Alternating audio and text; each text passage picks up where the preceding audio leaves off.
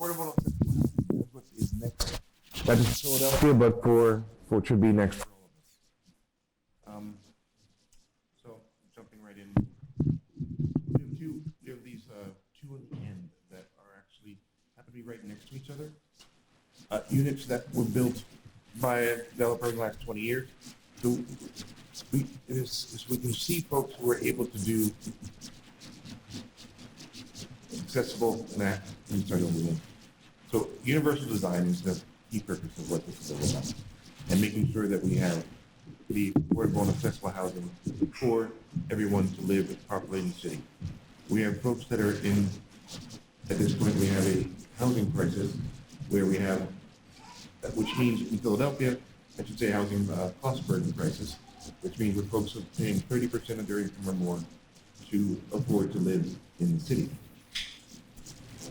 We have women's community revitalization project, is building this one particular home or complex in this one's in Germantown, one before was in Point Breeze. This is what we're doing in the U.S. and what we're doing in Philadelphia. But we can do so much more when it comes to universal design, when it comes to beautiful and accessible architecture, when it comes to what, as designers, we're putting out there for those to live in. And if we need to make sure that the design is equal to our challenge. These are older buildings that were done that I just wanted folks to see, but I wanted folks to understand that in the city we are losing population. We have lost in all Philadelphia between 29 and 35% of the African American population, and this is not, we need to be able to keep our people without displacing them. This is what our friends in Europe are doing, and what they're doing in Denmark. So why is this not able to be done in Philadelphia? Why is it not able to be done in the U.S.? That is the biggest question I want us to all know. We don't say, well, it's funding, but that is still able to be done here in the U.S. You'll see on the two on my left, or the left, is a complex for homeless individuals in Los Angeles, and then we have two starter homes that are in New Orleans. So if we can do these interesting new design types in the world, we can do them in Philadelphia. Of course, with prefabrication, we can now make things much cheaper, much easier, and build things that are no longer what we saw in the 70s and 80s that sort of gave prefab a bad name. We can make things that are attractive to all. And of course, ramps are cool.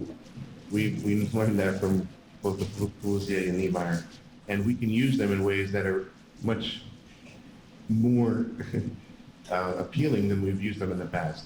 We want to make sure that everybody's able to enter the building. We want to make sure that everyone's able to access the bathroom and get in and out the door. These are ramps of just some beautiful ramps, but aren't necessarily universally designed. So we need to make sure how are they designed, how the person's going to use them. Can they get in and out of the building without falling off the side? For instance, the building here is a beautiful building, but without someone opening the door, I can't enter the building. It needs to still have a door opener.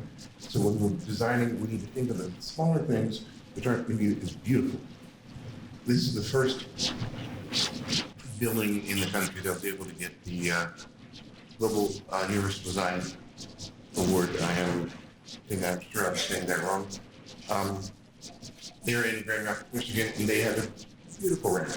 I love it. It's the only means of egress in and out of the building. These ramps are ramps, particularly the two that are the same, to show folks that you can put a ramp in a home that is actually usable. That is something that can be used not just as a design element, as it's done here, but can be done if somebody wanted to push the envelope instead of taking the staircase out. Now, in Philadelphia, we had the building type prototype where we needed the stairs and the boot scraper, but we no longer need that.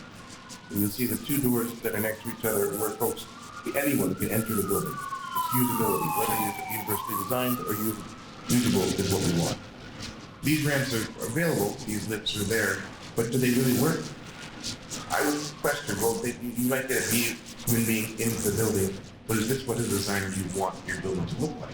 You want to think of it from the beginning as part of your design project, so you incorporate it and it becomes a good piece. These happen to be two good ramps that were done after the fact, but for most people, these are done in older buildings, which has always been an issue in the city. How can we get older buildings accessible? And everyone wants to say they can't do it. Sometimes they have many reasons. And we need to always remember that without curb cuts, we can't get to your building. Now the one on the end that looks like it should be done right, if you look at the shadow line, if you were going at speed, you hit that and you fly forward, or if you were going the other way, you could have another issue. Cracks are always an issue, so make sure you discuss that with your builders. And these beautiful buildings are beautiful, but they have not taken that extra step. And as designers, it's upon us to take that extra step. Are we making our building purposely segregating our building? Segregating who enters into our building. We need to make sure that we make our building available for all. You'll see that the two units on the end are actually built by the same person, same designer, and this project on Second and Race. Yet on the residential, there is the accessible entrance. On the commercial, there is not. You need to make sure you build in this always remember parks. And these are beautiful buildings in my neighborhood that I'm not calling out the individuals. I'm saying that we need to still make them accessible regardless of how old they are. If we can make independent small accessible, there's no reason why we can't make these beautiful buildings accessible